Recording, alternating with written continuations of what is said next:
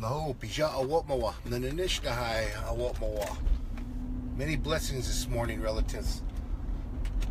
Come to you live from Bismarck, North Dakota. As you guys seen last night with the update, latent security. For many of you guys who may not know, the charge that I was charged with was from latent security. And so last night was opening a lot of doors, but also I think one of the main things is to open your door, that door to forgive and to protect our water protectors for upholding their constitutional rights, their inherent rights to document, to pray, and to stand together. Last night's information wasn't just one person. It was behind the scenes work that had to get done. And my brother, just want to send him many props out there for the hard work and dedication and helping our water protectors out there.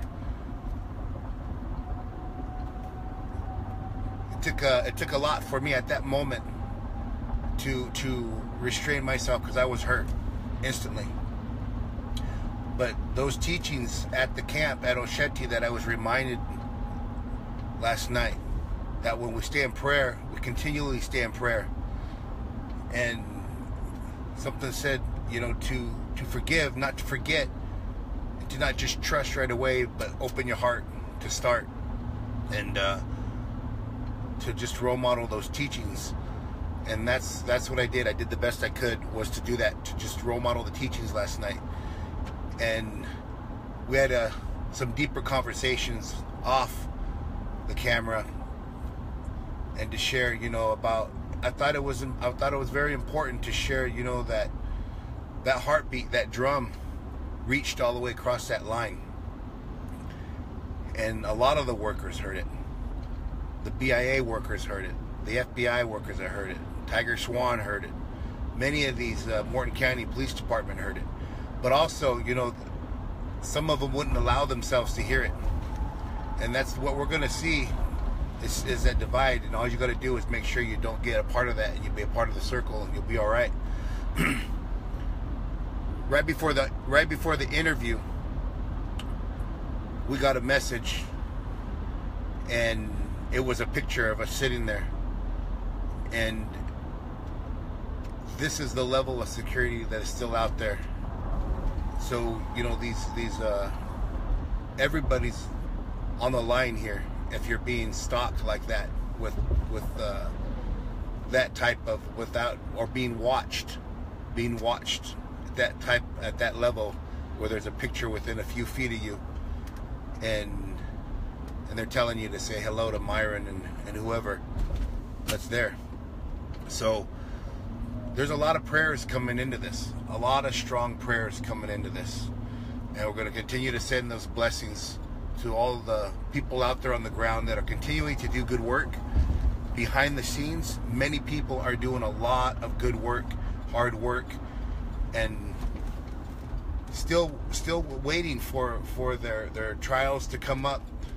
And as you guys know, you know, Wednesday was my trial, the 12th, and to make sure that I'm here, because I was coming to court, you know, the last minute changes, but to make sure that we're still holding ourselves accountable to tell this story in a good way, and to share your story in a good way, to make sure that happens for all of us in a good way, because still the world is watching, and everyone's watching to see what happens. And we want to make sure that we articulate it very legally. Right now, our forefront right now is in the courts, and for many others, it's still in the front line along that pipeline that are documenting the anomalies in the pipeline, the leaks in the pipeline.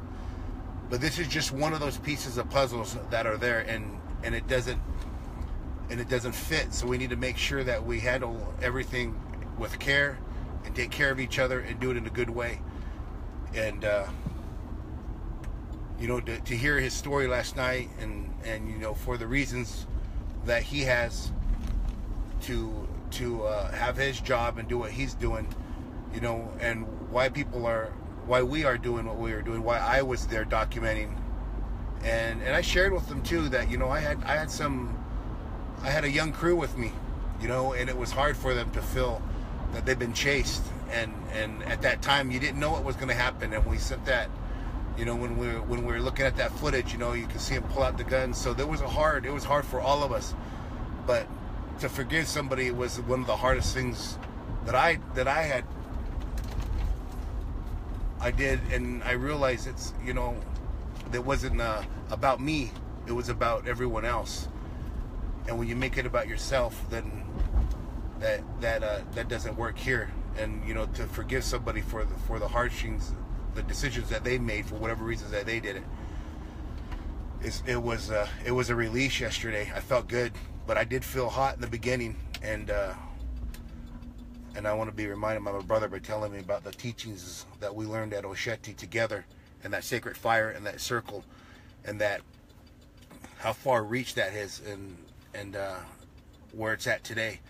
So we've still got a lot of work, relatives, and need your help to do that work. There's still people on the ground, and making sure that happens. You know, water protectors that are doing the research, that are putting their time, their dedication, and away from their families to make sure that the many don't go to jail on the unconstitutional rights, that their constitutional rights that have been broken and made to feel like it was unconstitutional to why they were there.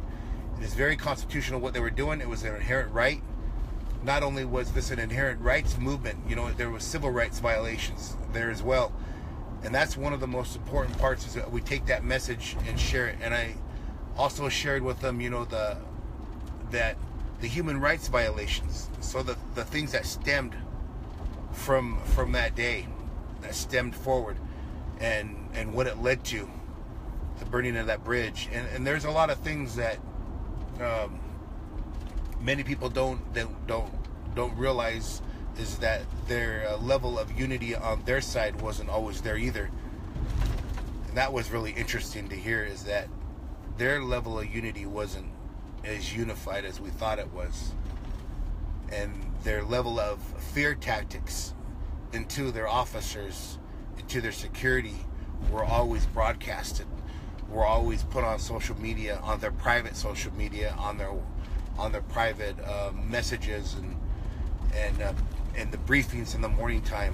That the level of propaganda that they were fed by Morton County and Tiger Schwan is unreal.